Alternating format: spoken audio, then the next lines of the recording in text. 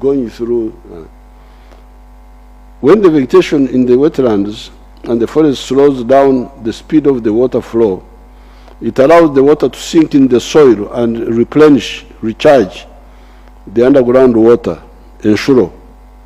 Destroying the vegetation cover in the wetlands and forest areas makes the runoff water, omutunga, omukoka, alele, flow very fast and will not have time to sink in the soil. The water will just go quickly. Go quickly, it will not have time to sink in the soil. The underground water will eventually dry up. What is all this if not a disaster? How can people work like this as if they don't know what they are doing? Number 6, there are then the natural resources of the wetlands, the papyrus, the ebigugu, Cyperium latifolia, the mudfish, eshonzi, the minava, ropes. We were making natural ropes from some of the plants in the swamp area. The catfish, I think catfish is what they call a mare or something. The bigugu are very good for mulching. This is the one we are using for mulching. We are now talking of agriculture, PDM. Where will you get the materials for mulching? Okwara. Where? The other time I had a project in Bushenyi, in the parish of Ruharo. And then I gave them support, I gave them seedlings, I gave them cows. Then they said, we need a pickup. I said, a pickup for one village. A pickup for what? I said, because we need to kusaka, we need to buy ebigugu for mulching from 30 miles away. Imagine. They have destroyed the nearby swamp where there is the ebigugu are there. They now want to have somebody to have a tender now to supply ebigugu, Cyperium latifolia from 30 miles away. What sort of country is this? They want a tender, somebody to win a tender for cow dung. That somebody wants it.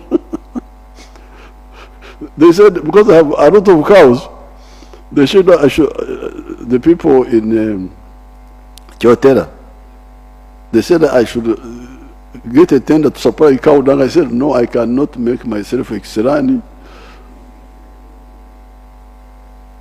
of having a tender to supply cow dung. If you want cow dung, come and take it. But more usefully, it's better each one of you has a cow. You have your own cow dung so that you manure your garden. But for the grass, for the ebigugu, Cyperium latifolia, it's nearby. Uganda had made Uganda so well that you get a hill, then in the valley there is a swamp. Everywhere almost. A swamp, a hill, a swamp. That's how Uganda is. It's like that, like that, like that. Now you destroy the nearby swamp. You deny yourself for ebigugu, for mulching. You deny yourself for water for irrigation. What sort of country is this? How can we accept this? And we are all here, government, minister, member of parliament, I don't know what, as if God doesn't like. If you don't use your talents, God takes them away. This is the story in the Bible. God gives you talents, you don't use them, he says, you worthless servant, go away. That's what he says in the New Testament. How can we misuse our talents? The water for irrigation is here. The bigugu for mulching is here. The eshonzi, those who want to eat eshonzi, mudfish, is here. Just nearby, every hill below, you have water, like that. Then you say, bring water. What is here, near you? God has brought it everywhere.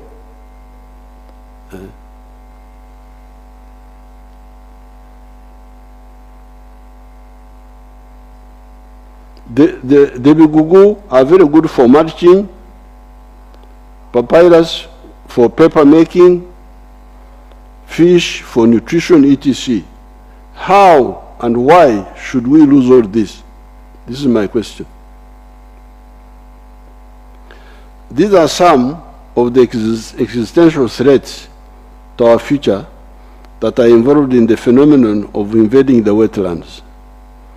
Blaming NEMA as to why they allowed people to settle in the wetlands and come later to evict them is of course a good point.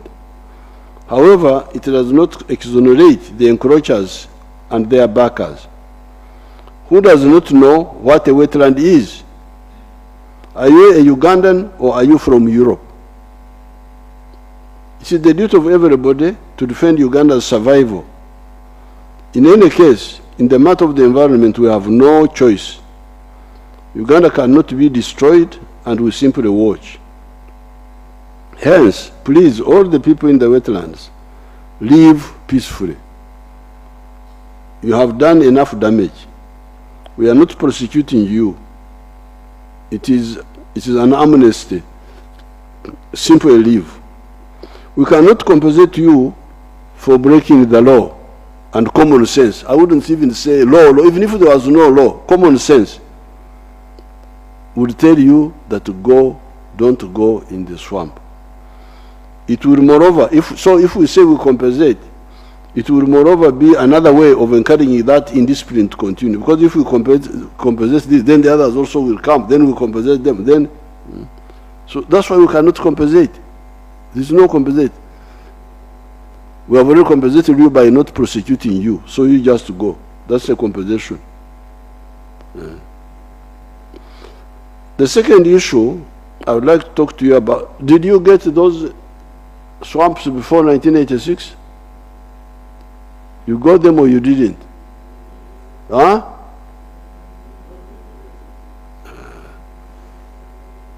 Get them. I'm sure the swamp, the pictures of Kankwatsa, the pictures of the wetlands before 1986. You have to get them and show them on another program. The second issue I would like to talk to you about is wealth creation. Right from the beginning, the NRM analyzed for you the socio-economic history of this area, the Great Lakes area. On account of no written records, we sometimes rely on the early foreign travelers that came here to see how the area was. If you take H.M. Stanley in 1887, while traveling through the Ituri area of Congo, partly populated by the Rinyoro-speaking people, he was amazed by the abundance and the productivity of the area and the people.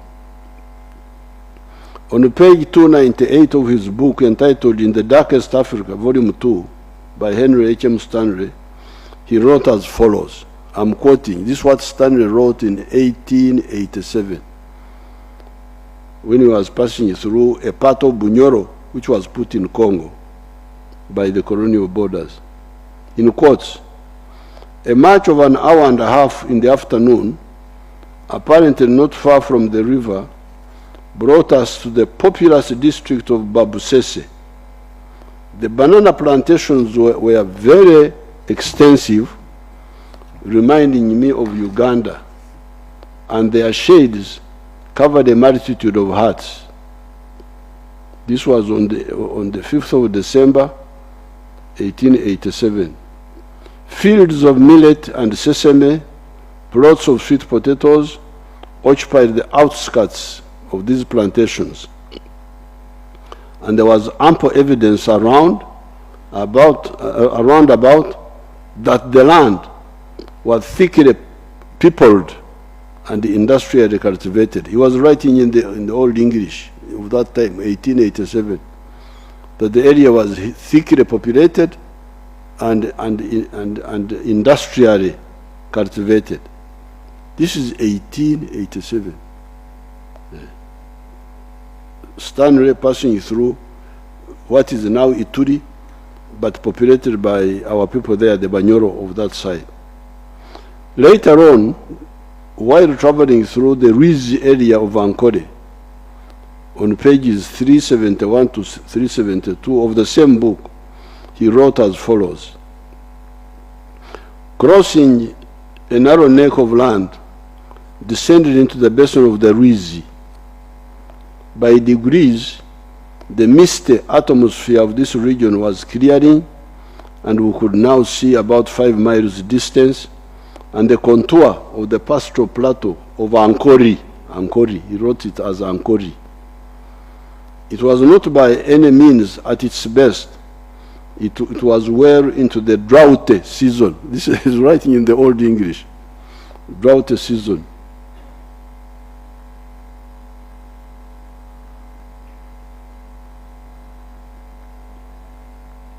Into the drought season. The dry season had commenced 2 months previously. Hilly range, steep corn, hammock and plain were clothed with grass ripe for fire, that the grass was dry. The herds were numerous, the herds of cattle. The herds were numerous and all as fat as prize cattle. The man is writing, now this is now 1889, as fat as prize cattle. In the valley, we had passed over 4,000 cattle of the long-horned species. The basin of the Rizi, which we are now in, and which was heart of the Ankori, possessed scores of the finest herds of cattle I had never seen before. This is Stanley writing in 1889. Earlier, in 1862 and 1874, both Speke and Stanley, respectively, had traveled through and wrote about the Buganda area, bringing out the same point. Our ancestors were very productive in crops, livestock, fishing, blacksmithing, backcloth making, poultry, etc. However, the whole society was still in the pre-capitalist stage of development without a money economy, relying on the less efficient system of okchulka. Okchulka in Runyankore means barter trade. Barter trade. There were some primordial efforts at using money in the form of cowrie shells, and simbi. Even now, in some of our dialects, money, esente, is still called ensimbi, which means cowrie shells, or sometimes mpiha, rupiah, still capturing those other efforts and at entering the money economy. When the British defeated our divided kings and took over Uganda, they introduced the money economy now based on the shilling. By 1962, when the British left, they had created a small island of money economy surrounded by a sea of underdevelopment, the economy of Okorere Kidakyonka, working only for the stomach. In the universities, in the 1960s, the description for those colonial and neo-colonial economies was enclave economies, small islands of money economy surrounded by a sea of pre-money traditional economic activities. In the case of Uganda, our small enclave economy was being described as an economy of the 3 C's and the 3 T's. The 3 C's were cotton, coffee, cotton, and copper, while the 3 T's were tea, tobacco, and tourism. The percentage of the homesteads inside this small island by 1969 was only 4% of the homesteads. When Idi Amin came in 1971, much of this small island was destroyed. Only coffee and tobacco kept limping on. Therefore, from our analysis and given our orientation formed throughout the formative years of the student movement in the 1960s, our strategic long-term goal was to achieve a total socio-economic transformation by building a modern society of the middle class and a skilled working class as had happened in Europe since 300 years ago. So when we came into the government, we knew that Africa, Uganda were 300 years behind Europe. Because in Europe, they had built a middle class by the time of the French Revolution. You find there was a middle class there, 1789. But here, we're still in the pre-capitalist, pre-money traditional system, the one which was found by Stanley when he came here. Very productive, but productive in the non-money way of working only for the stomach. The bananas are there, the cows are there, but there's no money economy. It is based on okchurka, butter trade. And not that system, not efficient.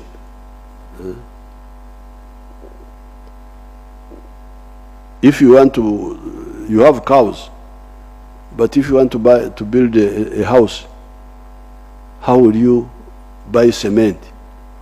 Are you going to take cows to the cement factory? Where will the cement factory put the cows? They don't have to. So you must find a way of converting the cows into money. And you go with the money to the factory. This is where the problem is. It's not a problem of resources, problem of organization. That's what was lacking. So from the very beginning, the NRM wanted to build a middle class and a skilled working class, as had happened to Europe 300 years ago. In order to achieve this, and given Uganda's natural resources base, we developed a plan for the modern economy based on 4 money-making sectors. Mulize banange, esente zisangibwa mu bubondo buna. The money is to be found in 4 money-making sectors. These are commercial agriculture with ekibaro, chura, otita, aymar. Commercial agriculture with ekibaro.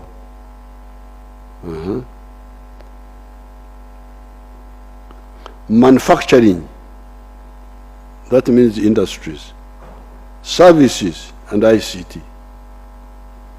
Our strategic goal is to make every adult Ugandan of working age join one of these sectors, either as an owner or as an employee. Given the collapse of the small island sector, economy, however, that strategic goal could not be achieved at one go. Since, however, we had philosophically, ideologically, and strategically correctly analyzed our situation, in spite of the opposition from some of the civil servants and the politicians, we have successfully attained 4 phases.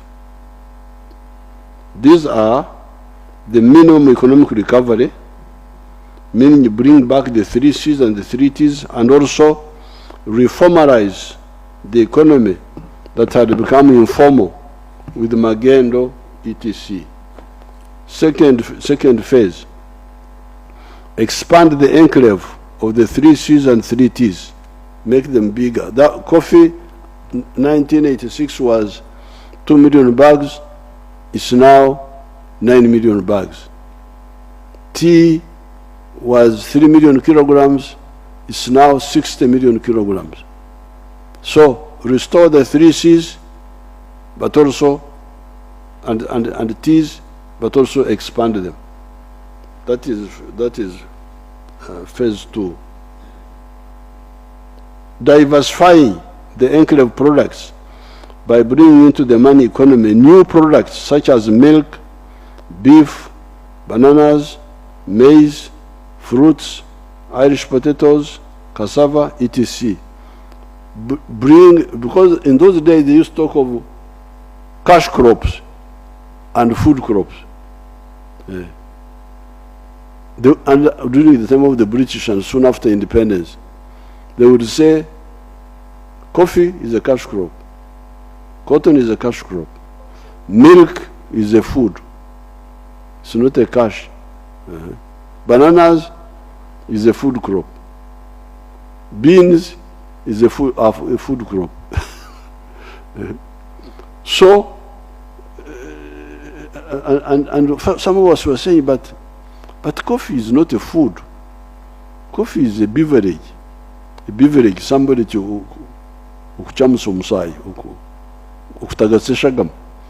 warm the blood, but not food, because you can't live by just eating. I can eat bananas and beans. Without coffee, I will live. I will not have the stimulus in the mouth, but at least I will live. But I cannot live by coffee alone, I will die. So why would you promote a beverage and neglect a food? What sort of logic was this?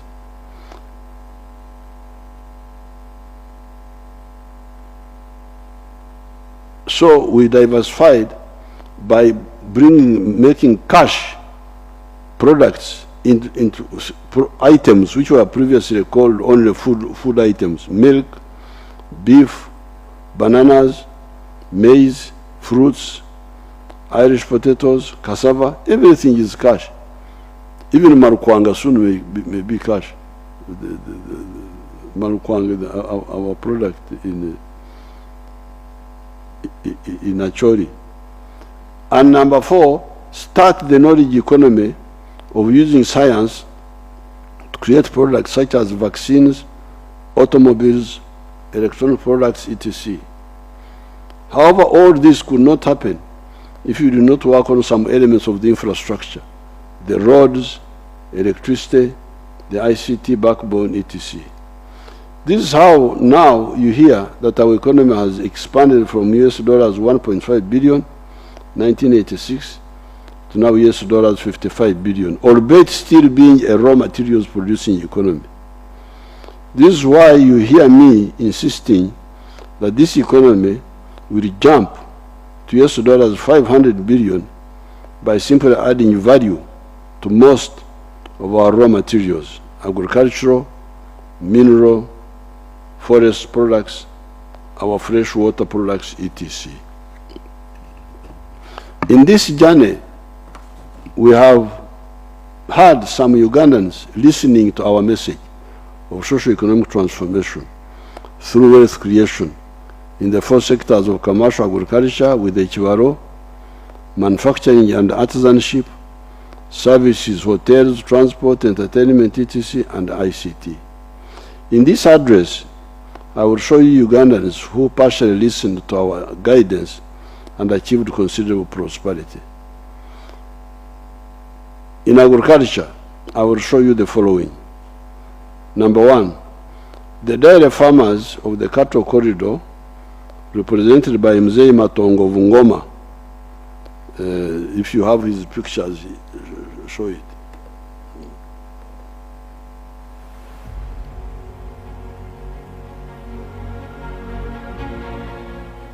Amazina ninje George Matongo wa Ngoma mugomba gutuye hano gwetaka sosi nandi kutaha umurimo gwanje ndi muri isa nte muja kureba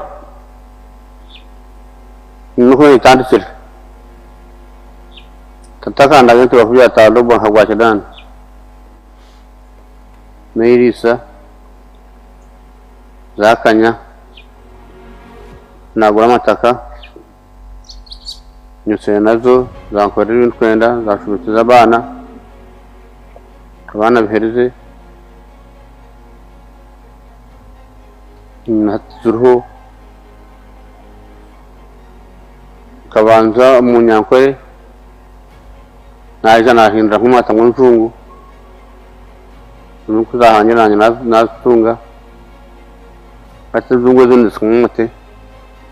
On our farm, we collect over 900 liters of milk per day, and a liter costs 800 shillings, which is approximately 21 million per month. Nk'ibyo byona bikareka ubusinge no gukora ntyo nkashaka ubundi n'ubusinge bwawe n'ubwawe buri twe. Aho n'abantu se kabanza umuzi imyatsi atemwe rungiye byanze azo muri agagandi aguma kureba harbazo agona agargamo ati ndiyo muri yeje.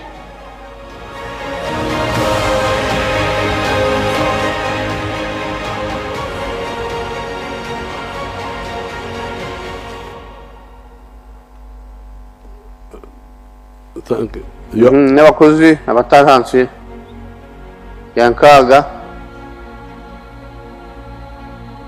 bakora imirimo imirundi ibiri babona barisa abandi bakama abandi bakura ubwanya icyo nkushiza abantu abo nambona cyo yakarura nk'abantu urwinyi munonga bako abantu baide ona barako abakozi n'abara family yanjye ntona family rasanga turi batu ndimbantu igana nayin tata hati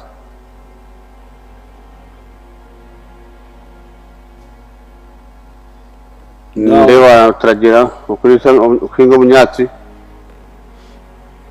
twabikunda nsakubikora ugatune ibikoresho banotsa tractor z'amagombora teguma tuziha insinga tebone twashaka mutindo ubwo tengeza yabare wazi impawa nk'abatanu tractor munana akutera umugaro shabatwe n'abatinyenyenka bino buzo butagira banka yo muri Ngoma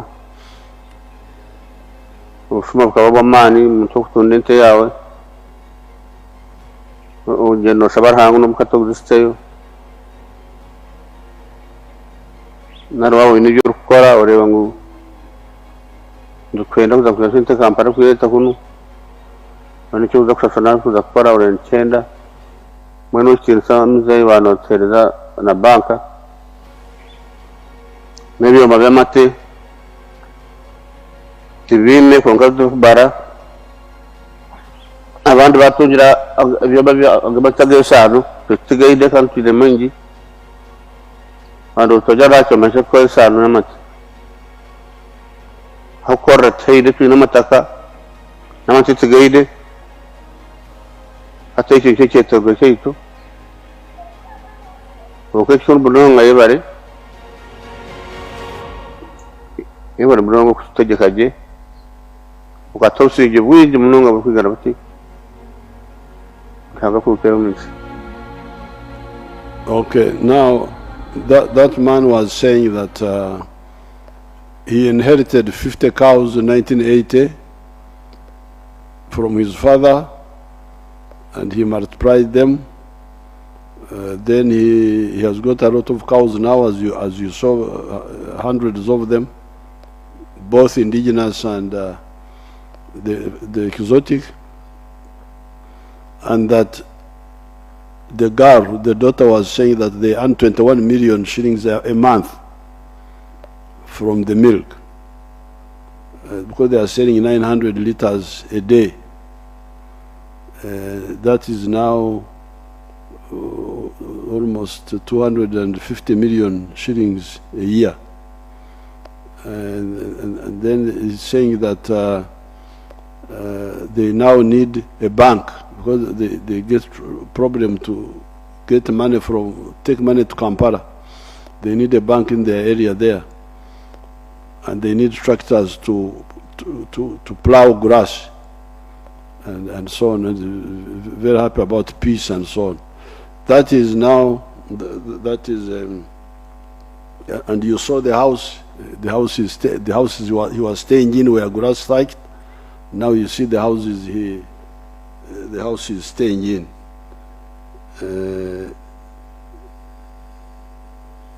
See the pictures of his house, his cattle, his educated family. Those children are educated, and hear his speech telling us what he earns. Many of the cattle corridor farmers, all the way from the Tanzanian border to Kiliandongo, have the same story. Like here in Ngoma North, we are saying how they have got 16 cooperatives, and then each one has got like 65 members or something like that. So it's not just a story of one person.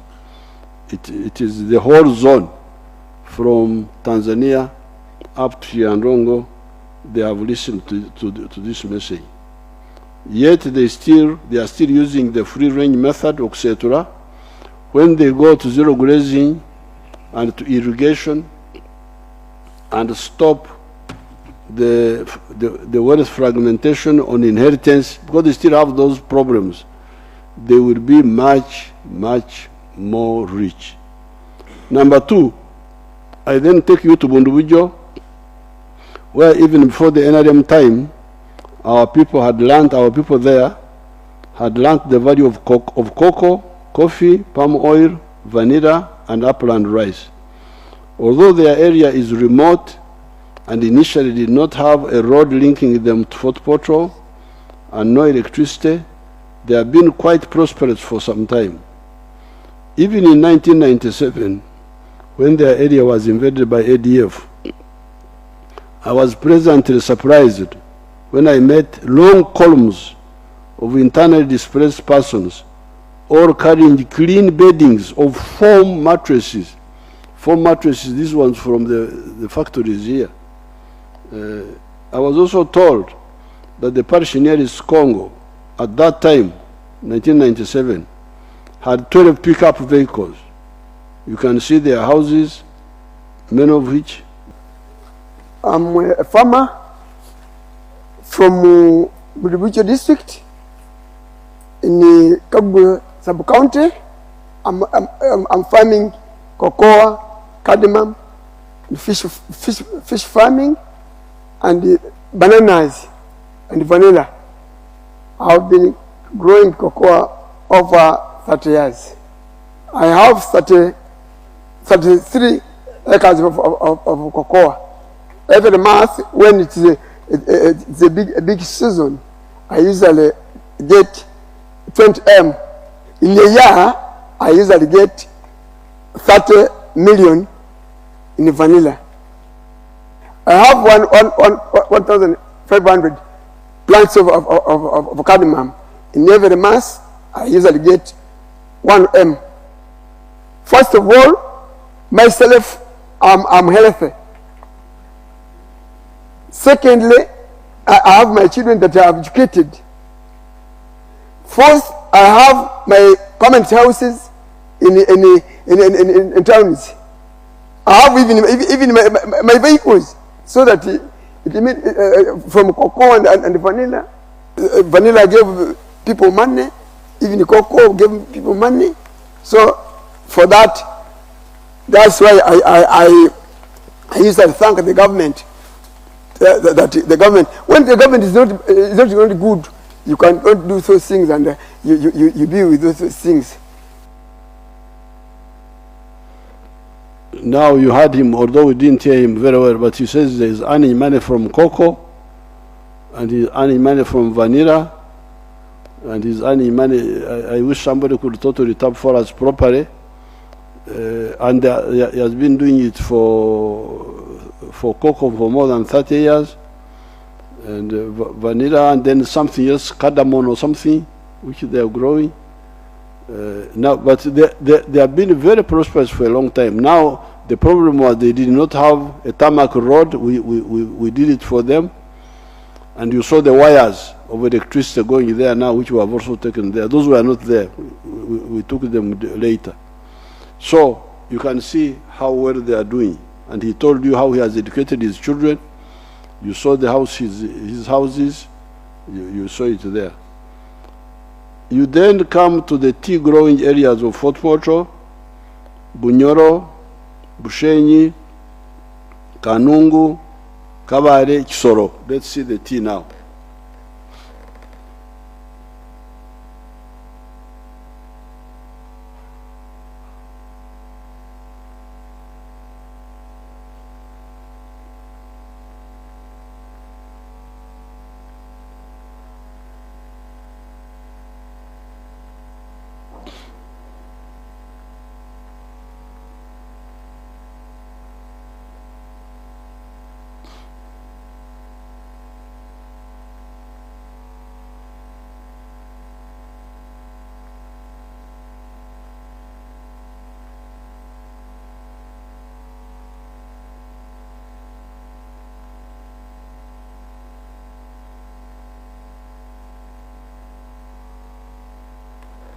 Now you can see the huge, the tea production went from 3 million bags, 3 million kilograms in 1986 to 60 million kilograms. Unfortunately, in recent times, tea has seen the decline of prices. Why? It is because the global demand of the tea is not so big. It is only, they say, here they give me 112 billion, I didn't know it was so much in 2022. Compared to coffee, whose global value is US dollars 460 billion. This was the reason I did not include tea in my 4 acres model and its 7 activities. You remember my 4 acres model, I told you about coffee, fruits, dairy, food crops, poultry, piggery, and fish farming. This was because I was not sure about the global demand of tea, whether it was big enough to support big production. In addition to the problem of modest global demand for tea, in recent years, we have had political problems in the big tea consuming countries of Egypt, Pakistan, etc., which apparently may have shrunk even more the demand for tea. I intend to meet the tea growers so that we agree on how to support them.